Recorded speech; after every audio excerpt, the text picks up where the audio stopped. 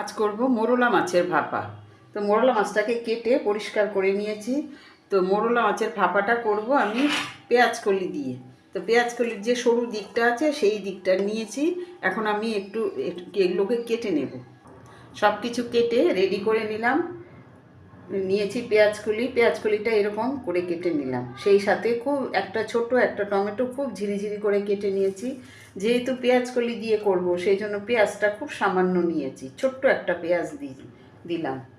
তো সেই সাথে এখন সবগুলো একসাথে মাখবো। এখানে নিয়েছি ছোট চামচের 1 চামচ জিরের গুঁড়ো, 1 চামচ ধনের গুঁড়ো, দিলাম স্বাদ মতো নুন, লঙ্কার গুঁড়ো,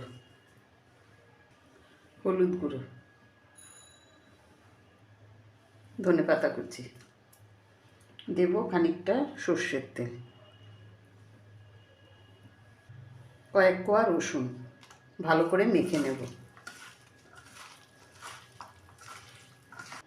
সব কিছু উপকরণগুলো দিয়ে সব কিছু দিয়ে ভালো করে মেখে নিলাম। তো আমি যে গুঁড়ো মশলাগুলো দিয়েছি মাছের পরিমাণ অনুযায়ী সব গুঁড়ো মশলাগুলো ব্যবহার করেছি। আপনারা যখন বেশি রান্না করবেন তো আপনার সেই মাছের পরিমাণ অনুযায়ী আপনারা গুঁড়ো মশলাগুলো দেবেন। তো এখন আমি যে কৌটোতে রান্না করব সেই কৌটোটার মধ্যে ঢেলে নেব। তো ভাপা যে কৌটোটার মধ্যে বসাবো সেই কৌটোটার মধ্যে নিয়ে নিলাম। সেই সাথে একটু জল দিলাম। যে পাত্রটার মধ্যে মাছগুলো মেখেছি সেই পাত্রটা ধুয়ে একটু জল দিলাম।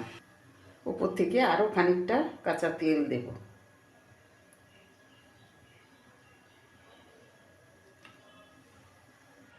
কৌটোর ঢাকাটা দিয়ে দিলাম।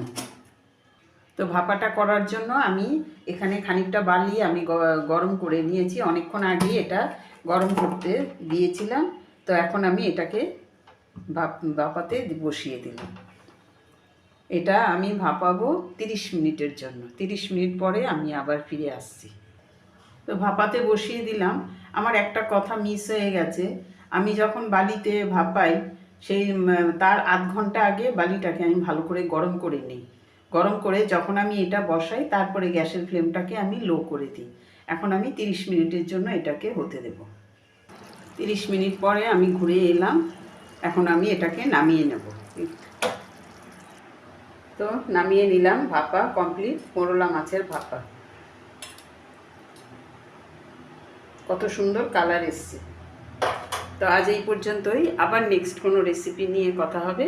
সবাই ভালো থাকবেন, সুস্থ থাকবেন।